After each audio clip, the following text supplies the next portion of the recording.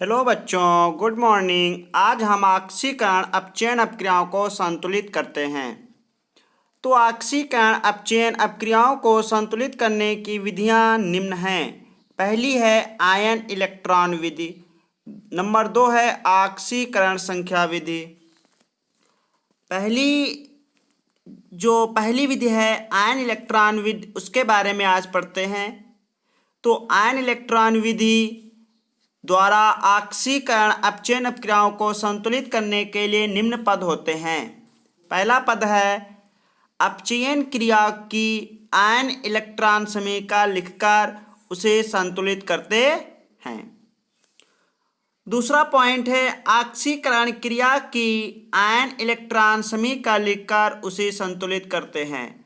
सबसे पहले अपचयन क्रिया की आयन इलेक्ट्रॉन समीकरण लिखेंगे और उसके बाद ऑक्सीकरण क्रिया की आयन इलेक्ट्रॉन समीकरण लिखेंगे और दोनों को संतुलित करते हैं। नंबर 3 है अपचयन और ऑक्सीकरण क्रियाओं की आयन इलेक्ट्रॉन समीकरणों को ऐसी उचित संख्या से गुणा करते हैं जिससे दोनों समीकरणों में इलेक्ट्रॉनों की संख्या बराबर हो जाए। ठीक। लास्ट पॉइंट है अब अपचयन और ऑक्सीकरण क्रियाओं की आयन इलेक्ट्रॉन समीकरणों को जोड़ देते हैं और प्राप्त समीकरण ऑक्सीकरण अपचयन अपक्रिया की आयनिक समीकरण होती है। ठीक। इसके बाद एग्जाम्पल देखते हैं। तो एग्जाम्पल है Cr2O7 2 minus plus H plus plus I minus arrow 2Cr पर 3 plus plus I2 plus H2O। जो ये H प्लस लगा है इसका मतलब है ये समीकरण हमें अम्लीय माध्यम में संतुलित करनी है। किस माध्यम में? अम्लीय माध्यम में। ठीक। तो सबसे पहला पॉइंट क्या था? अपचयन क्रिया की आयन इलेक्ट्रॉन समीकरण लिखते हैं। अपचयन क्रिया क्या होती है? जिसमें ऑक्सीकरण संख्या क्या होती है? घटती है। क्या होती है? घटती है। तो जो ये Cr2O7 पर 2 माइनस एरो 2Cr पर 3 प्लस है तो ये कौन सी समीकरण होगी? अपचयन क्रिया। Cr की ऑक्सीकरण संख्या निकाल के देखो कितना आएगा। यहाँ पर 6 आएगा। कितना आएगा? प्लस की 6 आएगी। और यहाँ पर Cr की कितनी है? प्लस की 3 है। ठीक। इसीलिए यहाँ पर Cr की ऑक्सीकरण संख्या कितनी है? प्लस 6 है। और यहाँ पे कितनी है? प्लस 3 है, जो घट रही है, इसीलिए ये अपचयन क्रिया हो गई। ठीक। इसके बाद दूसरा पॉइंट था ऑक्सीकरण क्रिया की आयन इलेक्ट्रॉन समीकरण लिखते हैं। तो दूसरा पॉइंट क्या है? ऑक्सीकरण क्रिया की आयन इलेक्ट्रॉन समीकरण लिखते हैं। ऑक्सीकरण अपक्रिया क्या होती है कि वह अपक्रिया जिसमें किसी तत्व या आयन की ऑक्सीकरण संख्या बढ़ती है। तो यहाँ पर देखिए I की कितनी है? -1 है और यहाँ पे I की कितनी है? 0। तो -1 से 0 हो रहा है। तो माइनस से 0 होना क्या होता है? बढ़ता है। ठीक। तो ये अपक्रिया कौन सी होगी? 2I minus arrow I2। जो ये अपक्रिया होगी ये कैसी होगी? ऑक्सीकरण क्रिया होगी। ठीक। इसके बाद अगला पॉइंट है कि अपचयन क्रिया में जो अपचयन क्रिया है उसमें O परमाणु बराबर करते हैं। तो अपचयन क्रिया कौन सी थी? Cr2O7 2 माइनस एरो 2Cr पर 3 प्लस। ठीक।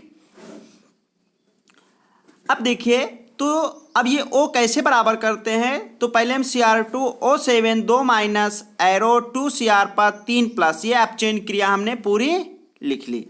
ये अपचयन क्रिया हमने पूरी नोट कर ली। ठीक। इसके बाद अब हम करते क्या हैं? जिधर O कम होते हैं, तो देखिए इधर O कितने कम हैं? इधर O कितने कम हैं? इधर देखिए 7 O हैं और इधर एक भी O नहीं है। तो करते क्या हैं कि हम इसके बाद हम क्या करते हैं कि जिधर O कम होते हैं, देखो इधर 7 O हैं, इधर एक भी O नहीं है, इसीलिए हम 7 H2O जोड़ दिया।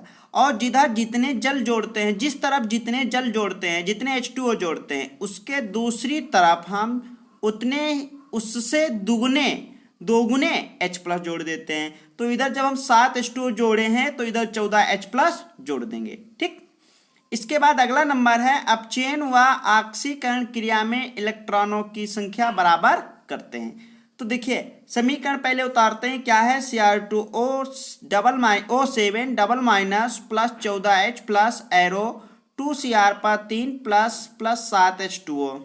अब देखिए एरो के इस साइड में कितने प्लस के हैं, टोटल जो प्लस के हैं 6 हैं, क्योंकि 2 से गुणा कर देंगे तो इधर कितने प्लस के हैं, +6 हैं।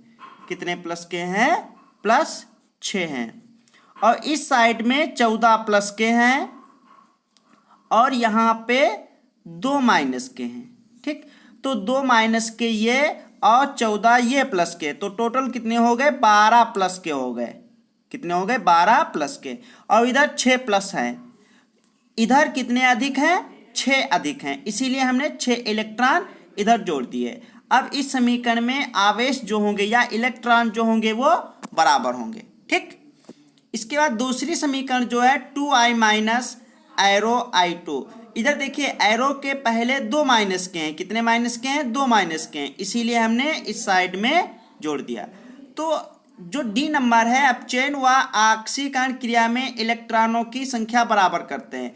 तो इसमें क्या सीखा कि जिधर जितने प्लस के होंगे उधर उतने ही इलेक्ट्रॉन जोड़ देंगे। इधर 6 एक्स्ट्रा थे प्लस के, इसीलिए 6 हमने जोड़ दिया। और जिस समीकरण में जितने माइनस के आवेश होंगे उसके दूसरी साइड में उतने ही जोड़ेंगे। ठीक, अब क्या करते हैं कि इलेक्ट्रॉनों की संख्या बराबर करते हैं। देखिए इस वाली समीकरण में इलेक्ट्रॉन 6 हैं और इसमें 2 हैं, तो करते क्या है, इस समीकरण को 3 से गुणा कर देते हैं, 6 हो जाएंगे। देखिए आगे तो क्या हो जाएगा, इस वाले समीकरण को तो ऐसे ही नोट कर लेते हैं और इस समीकरण को 3 से गुणा करते हैं। तो 3 से जब गुणा करेंगे तो कितना आ जाएगा, 6i minus arrow 3i2 plus 6 electron.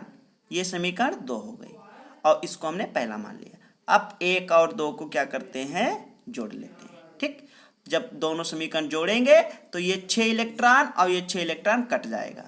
अब देखो जोड़ते हैं, तो एरो के पहले कितना है total, Cr2O7 2 minus plus 6i minus है और ये 14H प्लस है।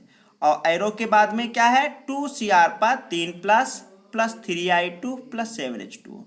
तो ये जो समीकरण आई है ये संतुलित समीकरण आए, इसमें CrOIH सभी परमाणु बराबर होंगे और आवेश भी बराबर होंगे। ठीक, ये समीकरण समझ में आ गए। तो सभी लोग करोगे क्या, अब अपनी अपनी बुक से जितनी भी समीकरण अम्लीय माध्यम में संतुलित करने को पूछ रहा है वो संतुलित करिए, जो ना हो सके उसे कमेंट बॉक्स में लिखकर पूछ लेना।